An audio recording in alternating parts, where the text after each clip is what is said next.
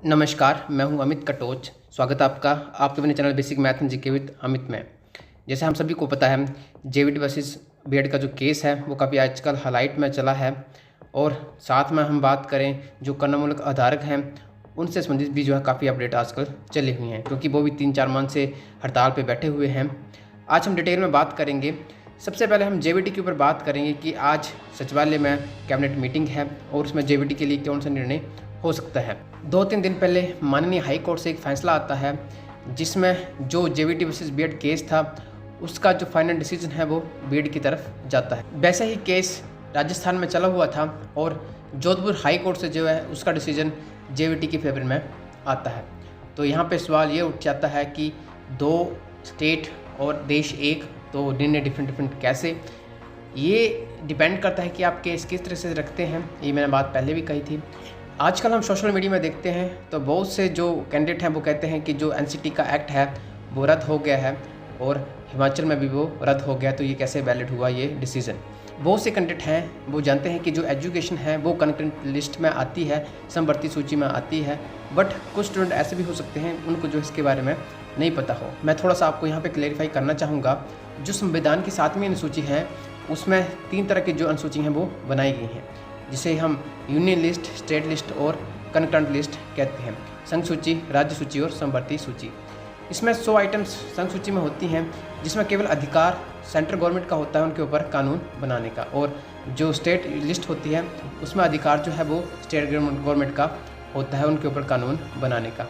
But हम समवर्ती सूची की बात करें, कंकरेंट लिस्ट की बात करें, तो उसमें स्टेट गवर्नमेंट का भी अधिकार होता है और जो सेंट्रल गवर्नमेंट है उसका भी अधिकार होता है।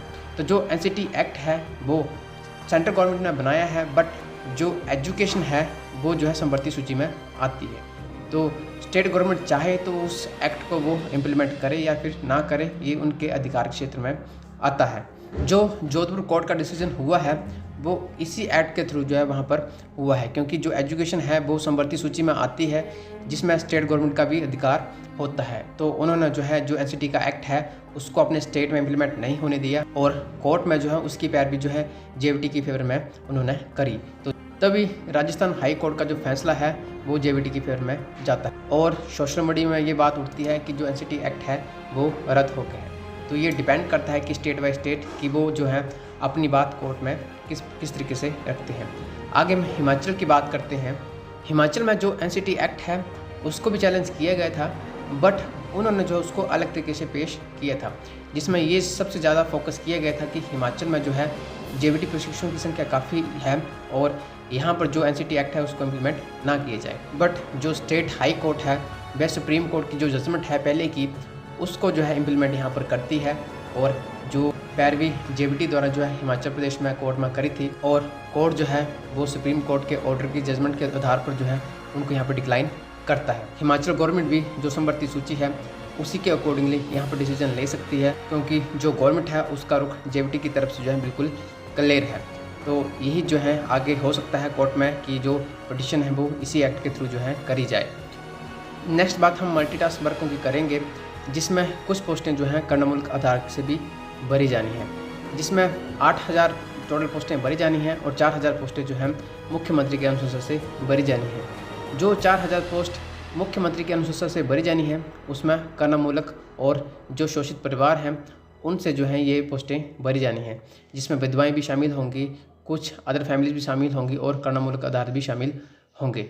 तो इसमें कहा गया है आज न्यूज़पेपर में कि जो अदर 4000 पोस्ट हैं उनको फिलअप करने में थोड़ी सी देरी हो सकती है, क्योंकि उसमें थोड़ा सा मेरिट का प्रोसीजर है, उसमें आवेदन मांगे जाएंगे।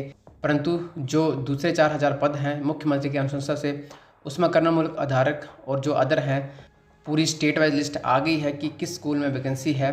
तो आपने वो लिस्ट नहीं देखी है तो आप उस लिस्ट को देख सकते हैं। साथ में आप एसडीएम कार्यालय, एलिमेंट्री एजुकेशन डिपार्टमेंट और जो एसडीएम ऑफिस है वहाँ पर जो अतिरिक्त जानकारी ले सकते हैं।